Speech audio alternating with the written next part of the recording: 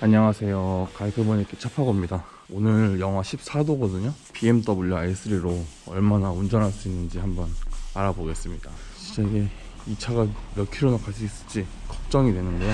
한번 일단 타볼게요. 히터 안 틀었습니다. 히터 안 튼 상태에서 주행 가는 거리 이제 84km 떴네요. 그러면 너무 추우니까 열선은 좀 틀어줘야 되고, 열선 틀었거든요. 열선 틀었어도 주행하는 거리는 그렇게 줄지 않죠. 이제 히터를 틀어보겠습니다. 오토 20도 틀었어요. 주행 가는 거리 68km 나왔네요. 영하 14도니까 얼마나 밖에 나가면 줄어들지 한번 봐야 될 것 같아요.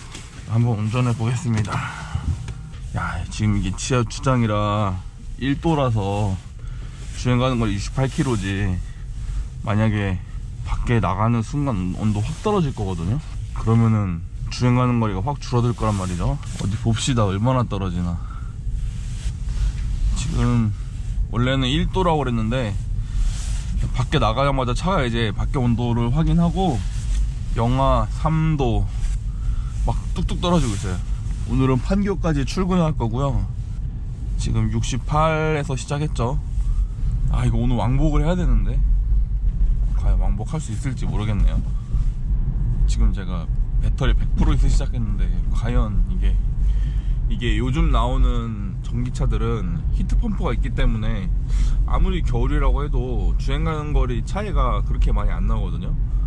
그런데 이제 이렇게 i3 같은 거의 뭐 1세대 전기차들은 히트펌프 있는 차들이 별로 없어요. 현대 아이오닉 정도나 돼야 이제 히트펌프가 좀 있었지, 히트펌프 있는 차가 옛날에는 그렇게 많지 않았습니다. 그래서 i3도 여름에는 주행가는 거리가 한 120km 정도 나오는데 이렇게 겨울 대별이면 주행가는 거리가 그냥 확 줄어버리더라고요. 지금도 700m밖에 운전 안 했는데 67km에서 64km로 지금 확 줄었죠. 그리고 지금 제가 주행하는 도로 환경이 지금이야 이렇게 뭐 골목길 시내길로 가지만 한 좀만 가면은 고속도로 올라갈 거거든요. 오늘 지금 크리스마스 다음 날이라 차가 안 밀릴 거라서 아마 고속주행을 좀 하게 될 텐데, 그러면은 배터리는 더 빨리 줄어들겠죠. 그런데 i3가 좀 좋은 점은 히터 때문에 배터리를 많이 쓰긴 하는데 대신 따뜻해요. 이 차는 뭐 요즘 나오는 막 EV6나 뭐 그런 차들처럼 뭐 춥거나 그러지 않습니다. 이 옛날 차들은 무식하게 히터를 틀어대가지고 좀 따뜻하긴 해요. 그래서 원래 이렇게 추운 날엔 i3처럼 배터리 작은 차는 안 타고요. 그냥 저 원래 있는 차 니로로 타고 다니는데, 오늘은 영하 15도면 얼마나 차가 배터리가 빨리 줄어드는지 한번 확인해 보려고 한번 타봤습니다. 아까는 차 안이 좀 추웠는데 이제 좀 시간이 지나가지고 히터 때문에 좀 춥지는 않네요. 20도 정도면은 저는 충분한 것 같아요. 겨울에 굳이 그렇게 막 24도까지 해놓고 다니진 않는데, 문제는 이제 이 히터 때문에 배터리가 계속 줄어드는 게 눈에 보인다는 거죠. 현재 외기 온도는 영하 13도입니다. 내가 주행한 거리는 5km도 안 되는데 왜 배터리는 10km나 줄어드는 거야. 이래서 옛날 차들은 이 주행 가는 거리 믿을 수가 없어요. 미쳐버리겠네. 이제 고속도로 올라왔고요. 지금부터는 거의 뭐 고속주행만 할 거기 때문에 아마 배터리가 더 빨리 줄어들지 않을까 싶습니다. 얘는 뭐 폐열 회수 뭐 그런 것도 없기 때문에 순전히 히터를 전기 힘으로만 써야 되는 차니까요. 물론 연비 좋게 가려면 이렇게 트럭 뒤에 붙어가지고 피 빨면서 가면 되긴 하는데, 이런 차 있죠. 이런 이제 탑차가 딱 피 빨기 좋거든요. 딱 뒤에 붙어서 어느 정도 거리 두고 가면은 생각보다 연비가 괜찮습니다. 이런 탑차 뒤에 붙어가면. 그런데 또 너무 느리잖아요. 그러니까 좀 그래도 적당히 속도는 내면서 달려야죠.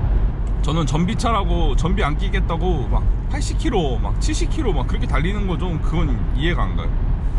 최소 100km는 달려줘야지.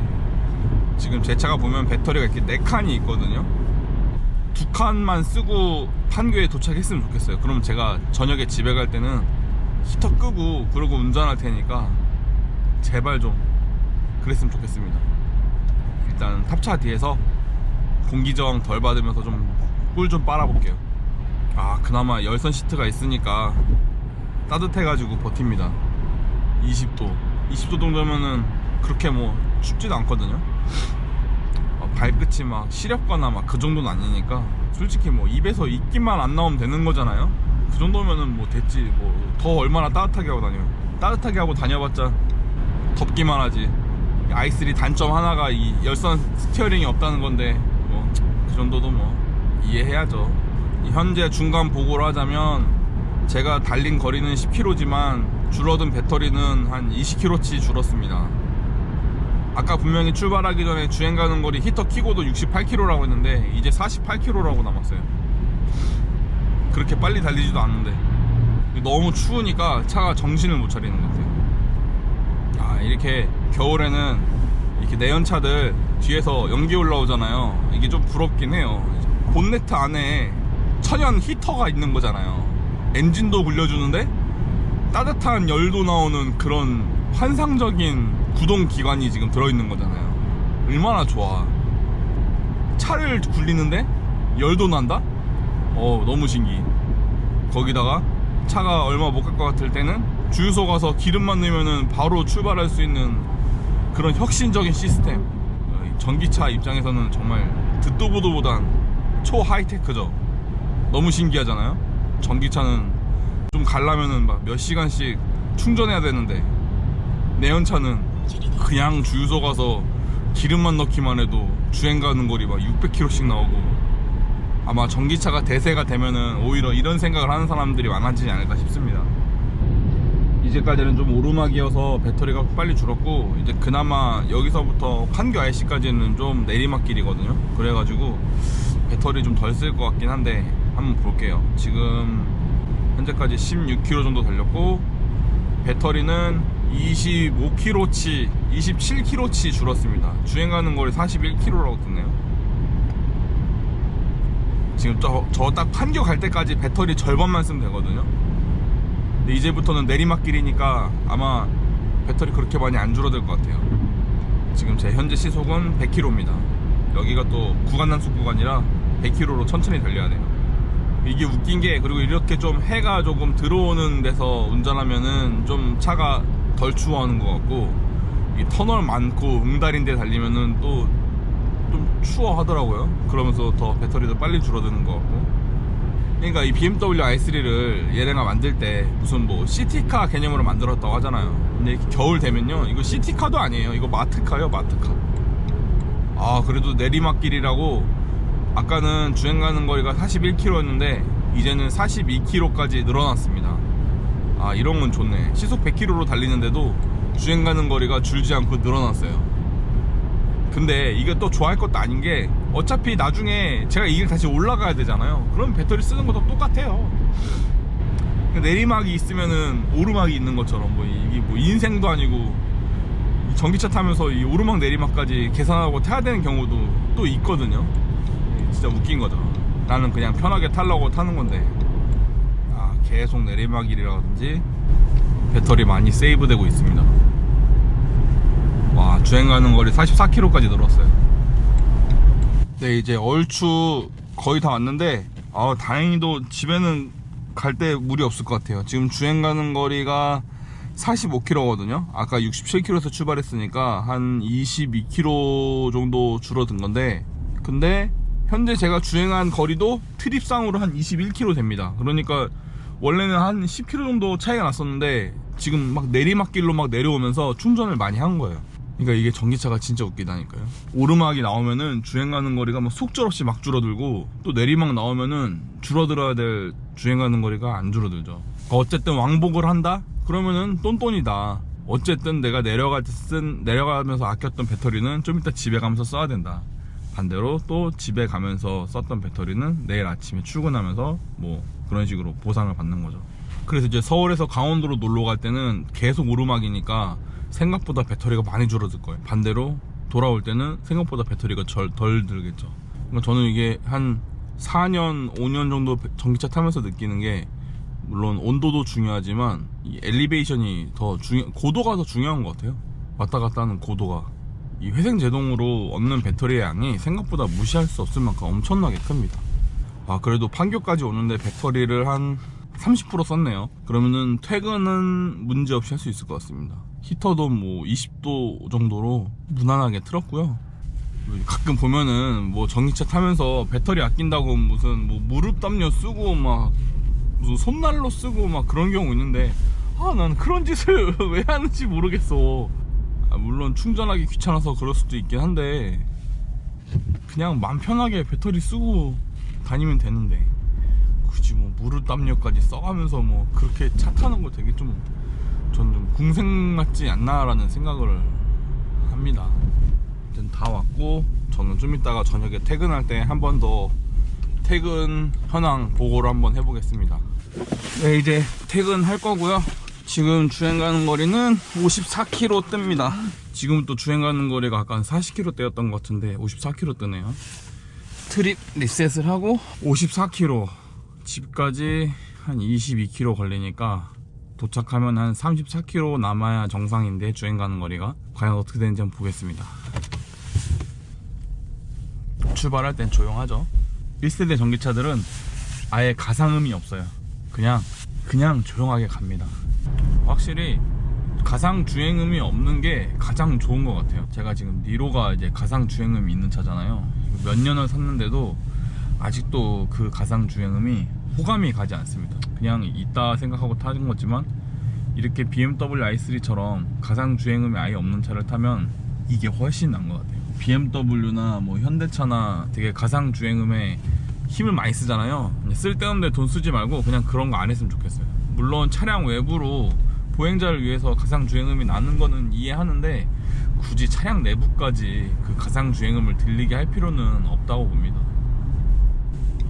이 차가 다 좋은데 하나 단점이 사각지대 경고장치가 없어가지고 그게 조금 불편한 것 같아요. 특히 이렇게 환교 IC 같은 경우는 도로 폭이 엄청 넓었다가 한 번에 확 좁아지고, 특히 지금 보면은 일산 구리, 서울 양재가 있는데 이 서로 나가는 방향이 아예 다들 달라가지고 교차가 심하거든요. 이럴 때 사각지대 경고장치 있으면 진짜 편한데, i3가 그거는 안 달아줬어요. 이제 이 i3 같은 경우는 회생제동을 조절하는 기능은 없어요. 근데 그 회생제동을 컨트롤하지 못한다고 해서 그게 불편하지 않아요. 이 차는 정말 그 간극을 세팅을 잘 해놨어요. 현대 기아차 같은 경우는 이제 아이페달 모드라고 해가지고 전방의 차량의 유무에 따라서 회생제동 단계를 조절하는 기능이 있는데, 얼핏 보면은 그게 더 좋을 것 같은데, 막상 타보면 그거보다 오히려 BMW i3의 기본적인 회생제동이 더 부드럽고 좋습니다. 멈출 때, 딱 정지할 때 빼고는 브레이크를 밟을 일이 거의 없는 것 같아요, 운전하면서. 대신 단점이 있다면 이 차가 오토홀드가 없거든요. 약간 오르막 평지에 섰을 때는 앞으로 가지 않고 잘 버티고 있는데, 내리막길 같은 데서 정차하면은 브레이크 놨으면은 바로 그냥 앞으로 흘러가 버립니다. 그럴 때 이제 어쩔 수 없이 전자식 사이드 브레이크를 당겨서 멈추고 있어야 되죠. 보시다시피 지금 현재 중간 보고를 하자면, 아까 한 주행 가는 거리 54km였던 것 같은데 지금 4km밖에 운행 안 했거든요. 그런데 오르막길이 계속 되다 보니까 주행 가는 거리는 40km입니다. 그러니까 실제 주행한 거리는 5km지만 주행 가는 거리는 10km가 더 줄어든 거죠. 아침에도 말씀드렸다시피 청계 톨게이트에서 판교 IC까지 갈 때는 쭉 내리막길이라 되게 배터리 보존이 잘 되면서 왔거든요. 근데 지금 이 구간은 반대로 쭉 오르막길이기 때문에 실제 주행하는 거리보다 배터리 줄어드는 거리가 더 빠릅니다. 그래도 i3가 참 좋은 점이, 옛날 차임에도 불구하고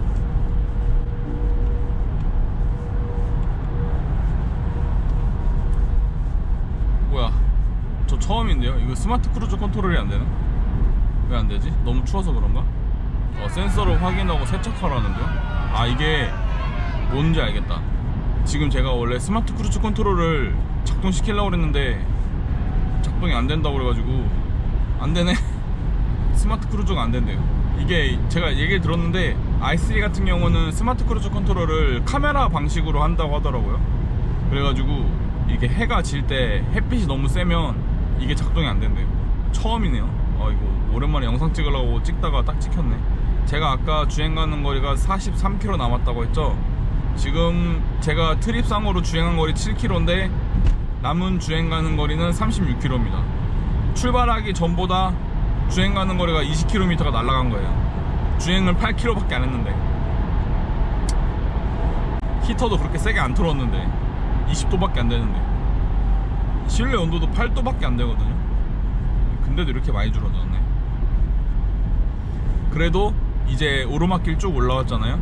아마 평촌 IC까지는 거의 내리막길로 쭉 갈 거거든요.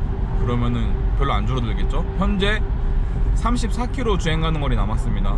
지금부터 쭉 가는 내리막길에서 얼마나 배터리를 보존하고 회생 제동을 하는지 한번 알아볼게요. 이제 스마트 크루즈 컨트롤 됩니다. 아까는 이유가 알 수 없이 안 됐었는데 지금부터 된다네요. 자가치유 능력이 있네. 희한하네. 이렇게 전면에 해가 세면은 잘 안 된다고도 하더라고요.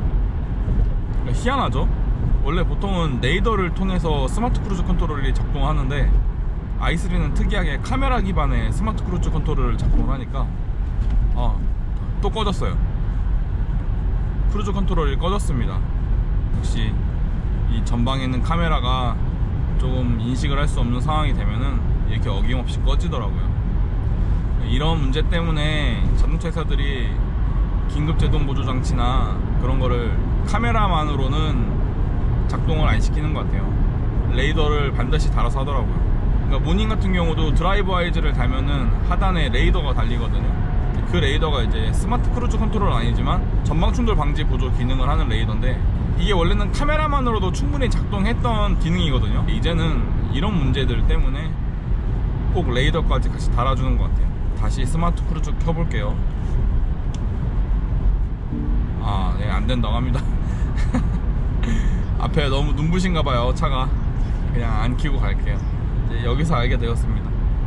해가 질 때는 i3는 스마트 크루즈 컨트롤이 안 된다.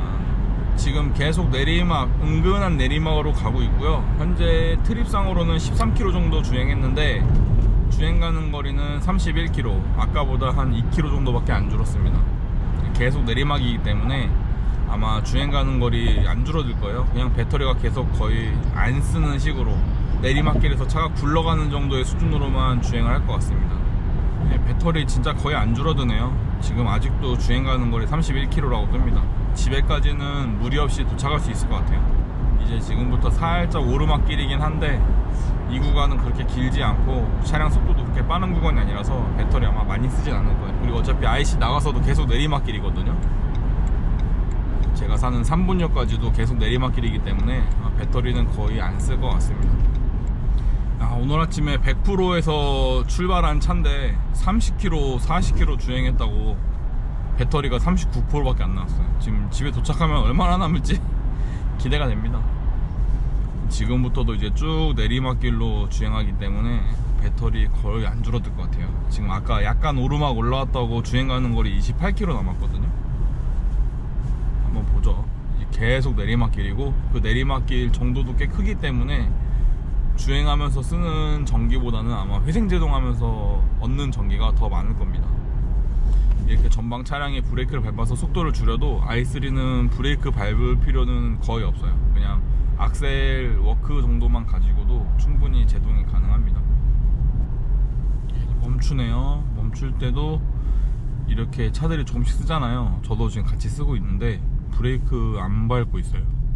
그냥 악셀만 떼고 있습니다. 지금 악셀 다 놨고요. 악셀 다 놓으면 이 정도 수준으로 멈춥니다. 근데 딱 멈추진 않아요. 여기서 제가 여기서 브레이크를 밟아야 딱 멈추거든요. 브레이크를 이렇게 쓱 밟으면 멈췄죠. 여기서 브레이크를 떼면 다시 앞으로 이렇게 갑니다. 이게 이제 오토홀드가 없으니까 그런데 결국엔 이런 데서 오토홀드처럼 멈추려면은 브레이크 밟은 상태에서 사이드 당겨줘야 돼요. 반대로 이제 평지나 오르막길에선 악셀만 놓고 있으면 차가 움직이지 않아요. 이게 보니까 내리막길에서는 어떻게든 조금이라도 내려가서 차 중력으로 알아서 내려가면 되니까 이러는 것 같고, 오르막길 같은 데서는 최대한 움직이지 말라고 해서 안 움직이는 것 같아요. 오토홀드를 넣어줄만 한데 왜 안 넣어줬는지 모르겠어요. 전자식 파킹 브레이크가 있는데 오토홀드 안 넣는 건 진짜 이거 제조사가 할 일을 안 했다고 밖에 볼 수 없거든요. 여기서부터 저기 앞에 보이는 3번역까지도 쭉 내리막길인데 얼마나 배터리가 줄어드는지 한번 보겠습니다. 출발할 때는 굳이 사이드 풀 필요 없고요. 그냥 악셀 밟으면 알아서 자동으로 풀립니다. 거의 오토홀드죠. 대신 수동 오토홀드라 좀 수동 오토홀드? 말이 이상하네. 수동하고 오토가 어떻게 같이 붙을 수 있지? 수동 홀드죠. 수동 홀드. 아까부터 지금까지 계속 내려오고 있잖아요. 그 내리막길에서 아직도 주행 가는 거리는 28km로 전혀 줄지 않습니다. 차만 앞으로 계속 굴러가고 있고 배터리는 지금 거의 안 쓴 상태로 가고 있는 거예요. 아마 열선 트는 정도, 히터 트는 정도의 전기만 지금 쓰고 있을 거로 보입니다. 하지만 이제 내리막길은 다 내려왔고 지금부터 다시 쭉 오르막길로 갈 거거든요. 지금부터 이제 배터리 엄청 많이 쓰겠죠. 저희 동네에 마음에 드는 게 이게 진짜 마음에 들어요. IC에서 내려와서 한번 초록불 터졌을 때 속도만 잘 맞춰서 가면은 갈 수 있습니다. 이렇게. 근데 앞에 이렇게 느리게 가는 차가 가면 좀 짜증나긴 하죠. 저 로디우스가 1톤 트럭보다 더 느려. 자, 이제 쭉쭉쭉쭉 오르막길로 올라가고 있습니다. 아까부터 계속 오르막길이었는데요. 이렇게 오르막을 가면은 당연히 주행 가는 거리도 엄청 많이 줄었겠죠. 한번 볼게요. 27km. 얼마 안 줄었네. 어쨌든 아까 출발할 때는 주행 가는 거리 54km대에서 출발했고 지금 트립상으로는 21km 왔는데, 그러면 원래 남아있어야 될 배터리 양이 한 30km 돼야 되잖아요. 근데 지금은 한 27km, 6km 남았습니다. 그럼 총 한 44km 탔는데 67에서 44 빼면 23km니까 이게 얼추 맞는 거죠. 얼추 맞는 거죠. 차가 말한 대로 주행은 가능하긴 했다는 겁니다. 그래서 이 주행 가는 거리를 어떨 때 보면 믿으면 안 되기도 하지만 결국 왕복으로 운행한다고 봤을 때는 거의 얼추 맞는 것 같아요.